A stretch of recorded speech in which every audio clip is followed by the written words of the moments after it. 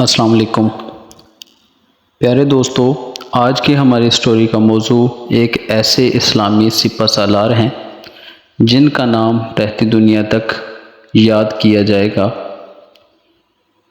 اگر بات کی جائے اسلام کے عظیم حکمرانوں کی، سپہ سالاروں کی، تو اس میں سلطان صلاح الدین ایوبی کا ذکر نہ کیا جائے یہ کیسے ممکن ہے، جنہوں نے عیسائیوں سے یروشلم کو واپس لیا۔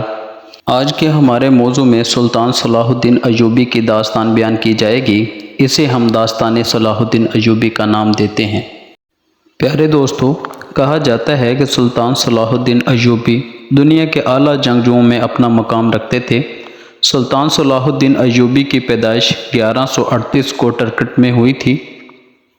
اس وقت ان کے والد نظم الدین ٹرکٹ کے حکمران تھے۔ صلاح الدین ایوبی کے تمام تر جنگی صلاحیتیں اپنے والد سے ہی سیکھیں۔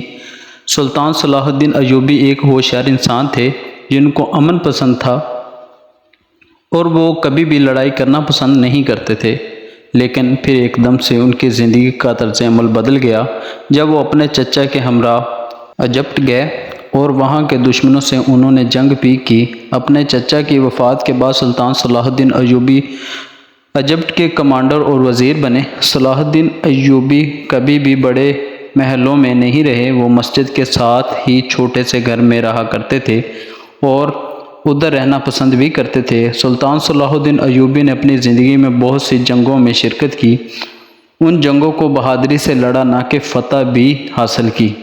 انہوں نے 20 سال تک نہایت جرأت مندی سے کروسیڈرز کا سامنا کیا اور انہیں ہار ماننے پر مجبور کر دیا۔ انہوں نے یورپ کی ساری بڑی سے بڑی طاقتوں کا ایک ساتھ سامنا کیا، وہ طاقت جو یروشلم کو مسلمانوں سے چھیننے آئی تھی۔ اس وقت کی سب سے طویل جنگ میں سے ایک جنگ تھی۔ اس جنگ میں بہت زیادہ خون بہا۔ کافی مشقت کے بعد عیسائیوں نے یروشلم پر قبضہ کر لیا۔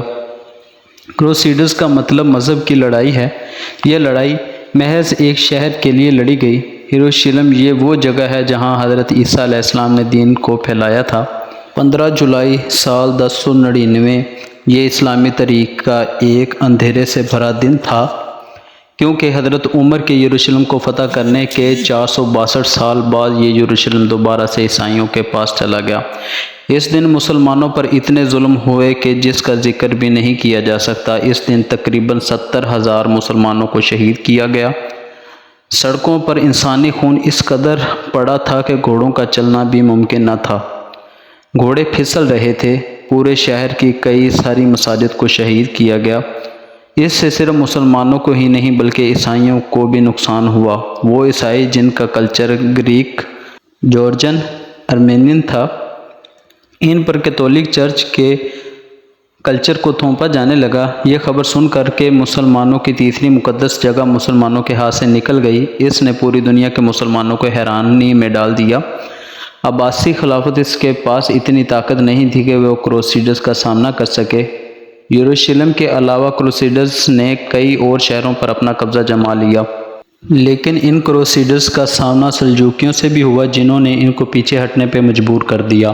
اور سلجوک جو کہ بہت خطرناک تھے، سلجوکیوں نے کروسیڈرز کو بہت بری طرح تباہ کر دیا اور نہ جانے کتنے ہی کروسیڈرز کے سپاہی اس دوران موت کے گھاٹ اترے۔ سلطان صلاح الدین ایوبی بہت ہوشیار اور بہادر انسان تھے۔ انہوں نے بہترین اسلامی اسکالرز سے تربیت حاصل کی۔ دیکھا جائے تو صلاح الدین کو شروعات میں اسلامی تعلیم کی طرف زیادہ رجحان تھا، لیکن ان کے چچا نے ان کو ایجپٹ بھیج دیا تھا۔ اس وقت صلاح الدین بے حد جوان تھے۔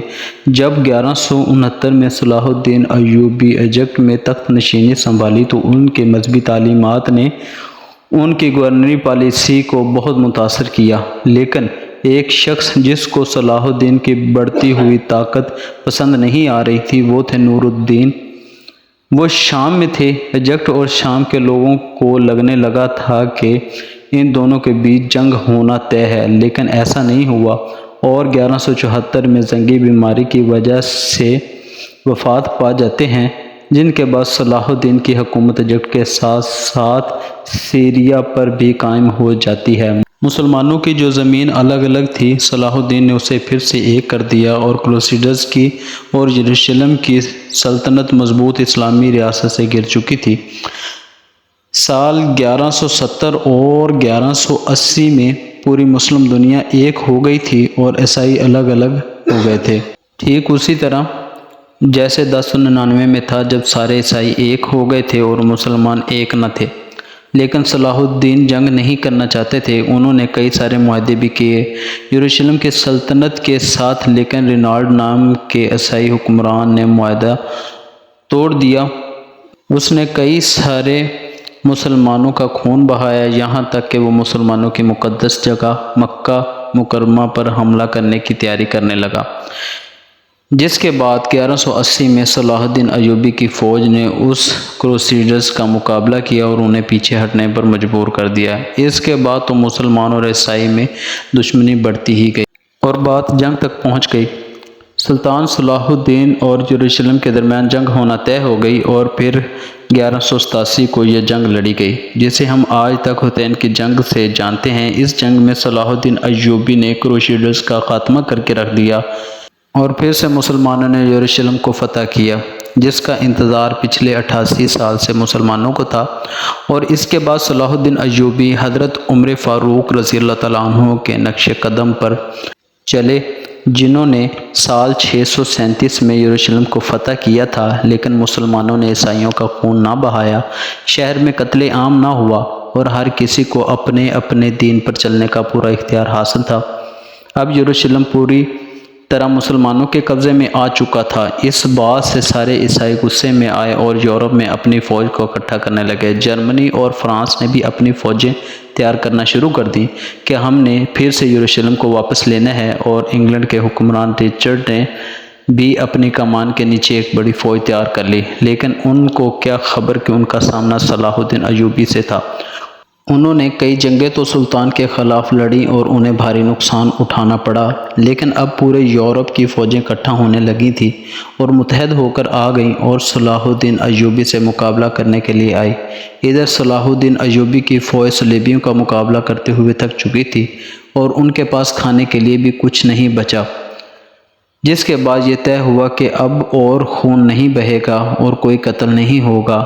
ایک معاہدہ ہوا جس کے تحت سلطان کو سونے کے 2 لاکھ سکے ادا کرنے تھے۔ ادائیگی میں تھوڑی سی دیر ہو گئی تھی کہ رچرڈ نے غصے میں آ کر بے بس مسلمانوں کو قتل کرنا شروع کر دیا۔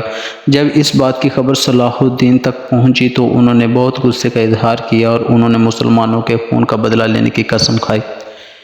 150 میل سمندر کا سفر طے کرنے کے بعد سلطان نے ان کے خلاف کئی جنگیں لڑیں اور انہیں بھاری نقصان پہنچایا، جس کے بعد حکمران رچرڈ معاہدے کے لیے مان گیا اور سلطان صلاح الدین بھی مان گئے، جس کے بعد 1192 میں سمجھوتا ہوا اور سارے کروسیڈرز کو یروشلم سے باہر نکال دیا گیا۔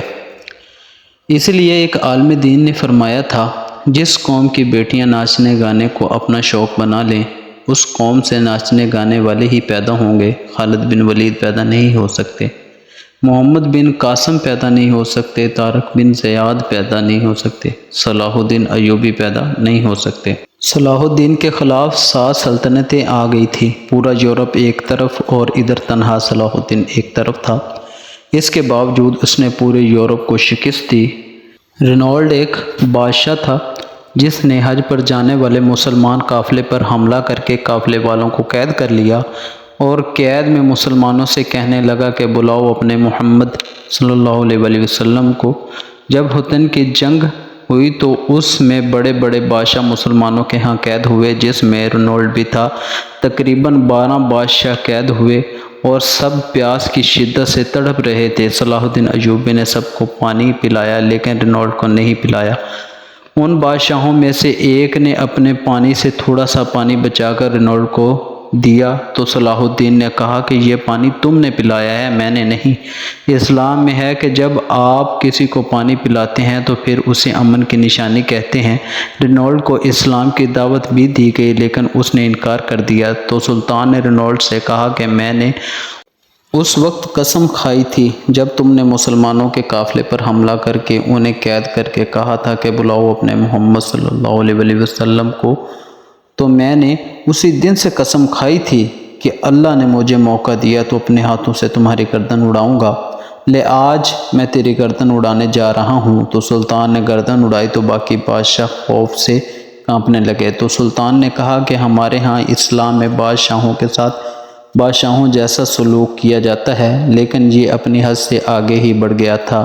یہ الفاظ ہیں سلطان صلاح الدین ایوبی کے: اگر تمہیں کسی قوم کو بغیر جنگ کے برباد کرنا ہے تو اس قوم کے جوانوں میں عیاشی کو عام کر دو، وہ قوم بنا جنگ کے ہی برباد ہو جائے گی۔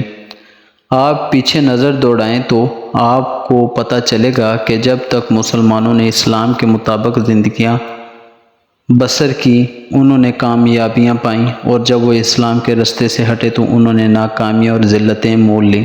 سلطان صلاح الدین کے بعد حکومت ترکوں نے کی۔ صلاح الدین کہنے کو سلطان تھے لیکن انہوں نے زندگی سادگی کے ساتھ گزاری۔ یروشلم آج پھر منتظر ہے کسی سلطان صلاح الدین ایوبی کا۔ جی پیارے دوستو، آج کی ہماری سٹوری کا موضوع ادھر ختم ہوتا ہے، اس بات کے ساتھ کہ اللہ پاک ہم سب پر اپنا رحم فرمائے اور ہمیں یہ سب چیزیں سوچنے سمجھنے کی توفیق عطا فرمائے کہ ہمیں اپنے آپ پہ خود بھی رحم کرنا ہے۔ اللہ پاک آپ سب کا حامی ناصر ہو، دعاؤں میں یاد رکھیے گا۔ جزاک اللہ۔